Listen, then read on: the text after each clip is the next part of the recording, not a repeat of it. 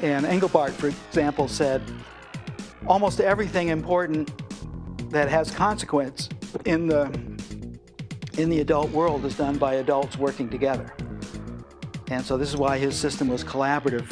Not a single one of the main operating systems today has built into it the thing that Engelbart showed in 1968, which is the intrinsic ability to share any content that you're looking at with anybody else to the point of allowing them to interact with it and to talk back and forth. Right? Skype, it doesn't do it. So this is a thing that is at an operating system level. It's not a trivial thing to do. It is possible to do, but not a single operating system used today does it. And so the ability to actually work collaboratively on content has been held back by notions of operating systems that go back pre-1965. All three operating systems we have today that are the main ones are old ideas. They don't even get to where Park was on the notion of how processes can coordinate with each other. And there are many, many other of these things. Most people think Darwinian processes optimize. That is absolutely not the truth.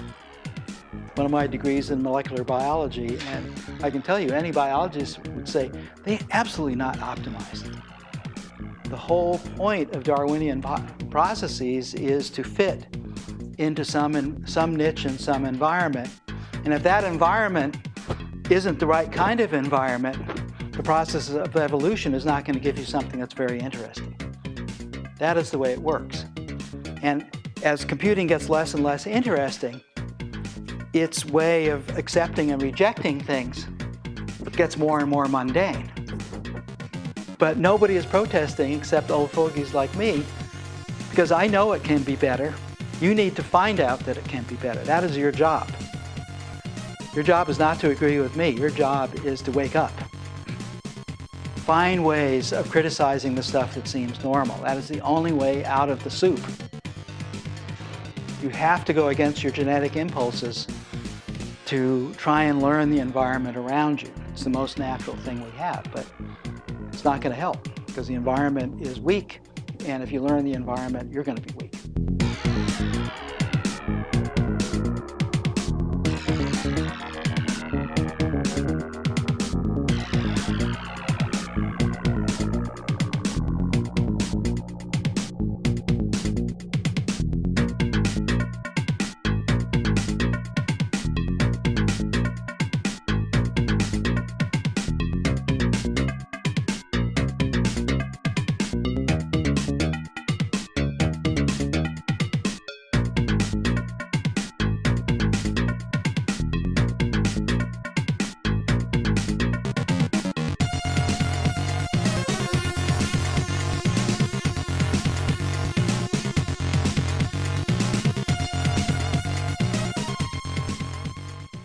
A dangerous and widespread idea is this idea that superior technology always wins over inferior technology, where winning means becoming adopted by the masses and losing means fading away into obscurity and eventually forgotten. Now, this is, it's not true. It's not true at all, and it's actually a harmful idea.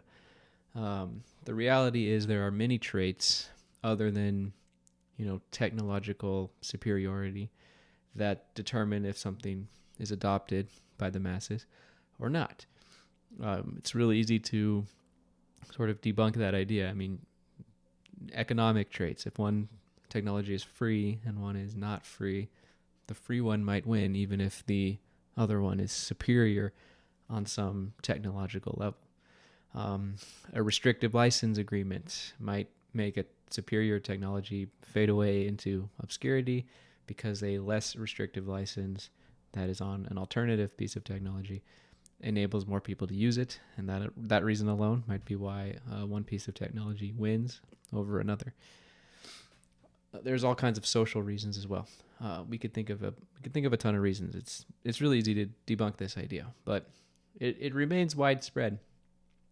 People have this idea that technologies compete as if they are gladiators in an arena, and the last one standing must be the strongest, the most superior technology. It's just not true. But look, even if we disregard the non-technical factors, and we really compare two pieces of technology directly, their technological merits, which one is better, which one do we think people will adopt? Well, even in that case, when we disregard all of the non-technical factors, it is still very possible, and happens all the time, that the masses adopt an inferior technology. This is because sophisticated tools often require sophistication on the part of the users. And when people lack this sophistication, they will likely choose one technology over the other based on superficial and shallow reasons, as opposed to more profound and deeper reasons. And this is why this sort of gladiatorial survival of the fittest worldview is just not, it's not really how things work. I'll get to why it's harmful later, but in the clip we saw previously, where Alan Kay, sort of a computing pioneer, he was talking about how Darwinian processes don't optimize, they find fits to an environment. So this is where that idea comes in. When we're talking about technologies, it's not that just sort of some law of the universe says that superior technologies will continue to, get adoption. When one technology is introduced to the marketplace, if it's better, it will automatically have everyone switching over to it. There's not some direction of progress and optimization that automatically happens. It's rather, Darwinian processes find fits to an environment. And if the environment is weak, the kinds of things that are fitting into that environment are going to be weak, whether we're talking about ideas or technology or anything else, or even, in biological actual evolution. Things find fits to an environment, and it's the environment that decides what traits are favorable.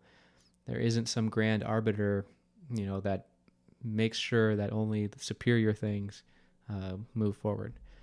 Now, the reason why this is so harmful is because it leads people to think that the past is not worth studying. If you have this misunderstanding of Darwinian evolution as it applies to technology in particular, it leads computing professionals to have a disdain for the past. They think that anything in the past must be not worth studying, because if those things were good and were worth studying, we would still be doing things like that today. We would still be using those technologies today. We would still be using the ideas from those technologies today. Basically, under this worldview, anything in the past is by definition outdated.